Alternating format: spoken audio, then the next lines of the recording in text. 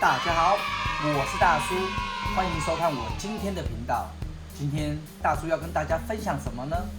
就是涨潮的时候，潮水的状态在变化中。今天就让大叔来和大家分享，如果遇到这些状况，该如何进行做钓哦。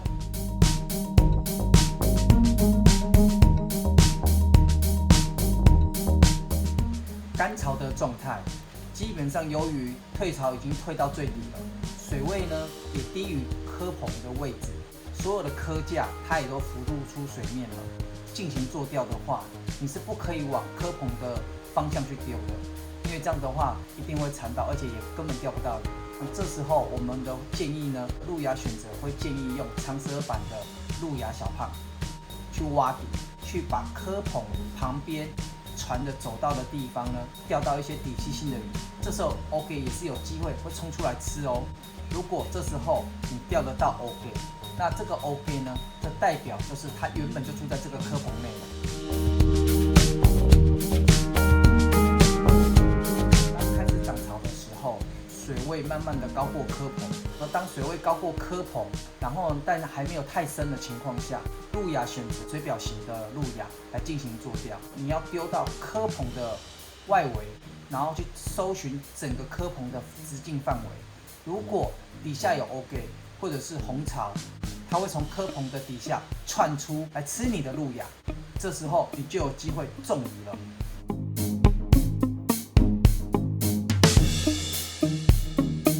当涨潮已经涨到最满了，而水位呢也高过蚵棚非常高的时候，长舌板的路亚去进行挖底。如果你使用水表型的路亚，它的效果是非常打折扣的。所以这时候我们就必须得用长舌板的方式，让它进行下潜，试着让它尽量贴近蚵串的位置，这样才有机会去钓到大鱼。这个方法分享给大家。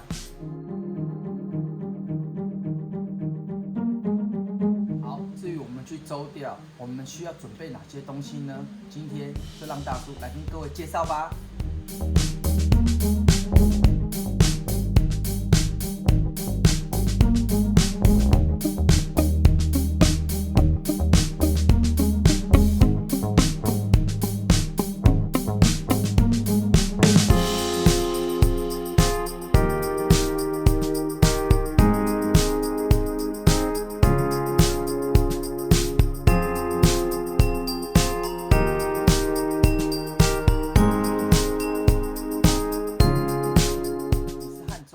一起去进行周钓，那这时候也会建议你可以携带无线电哦，这样子的话，在互相沟通上就会非常的方便。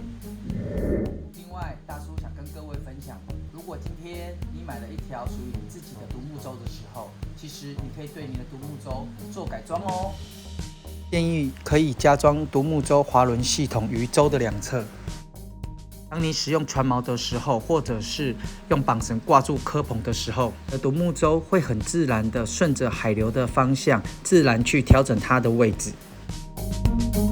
周钓的影片推出到现在，有一些网友会问大叔一些相关的问题，那今天大叔也在这个影片里面一并回复哦。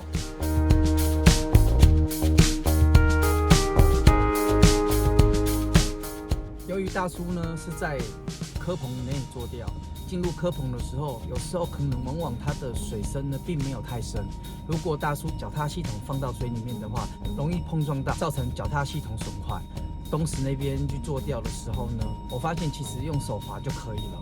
所以呢，如果你要买新的独木舟，大叔的建议是，其实你要先看你要钓的类型是哪一种类型。如果你钓的类型是跟大叔一样，我们是针对蚵棚去进行做钓的话，真心的建议其实小舟就可以了。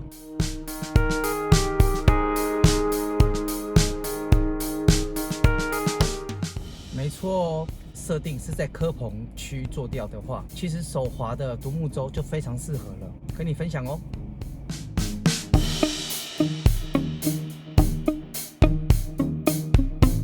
流水太大的问题，这个是真的有可能会划不回来哦。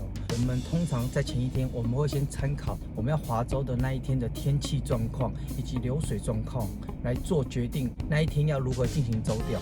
如果天气的条件状况是不允许，那我们是不会贸然出舟的，因为这样子是真的有可能会发生意外。所以这一点一定要注意哦。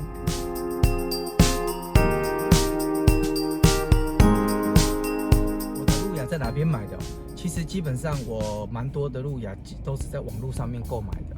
那你可以从虾皮或者是淘宝上面可以买到非常多的路亚，款式多、种类多，价格重点是经济又实惠。那分享给你咯。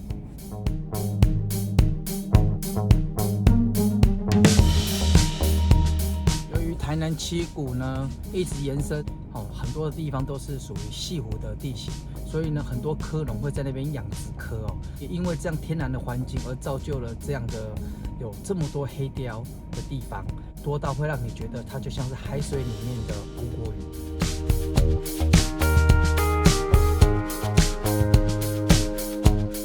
大叔我呢还会再拍摄一集，专门是针对脚踏式的钓鱼舟去做介绍。只是呢目前手上呢有一些企划案还在规划跟执行中。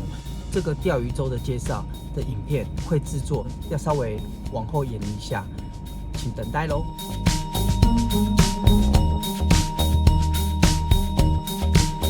大叔目前所有的舟钓影片拍摄的地方都是在东石渔港哦。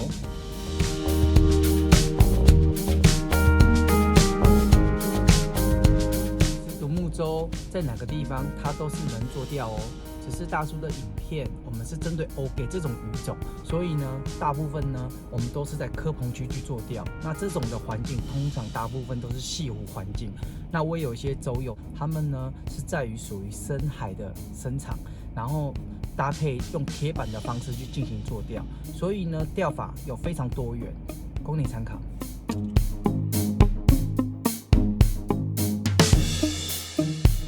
哇，那大叔真的要期待咯。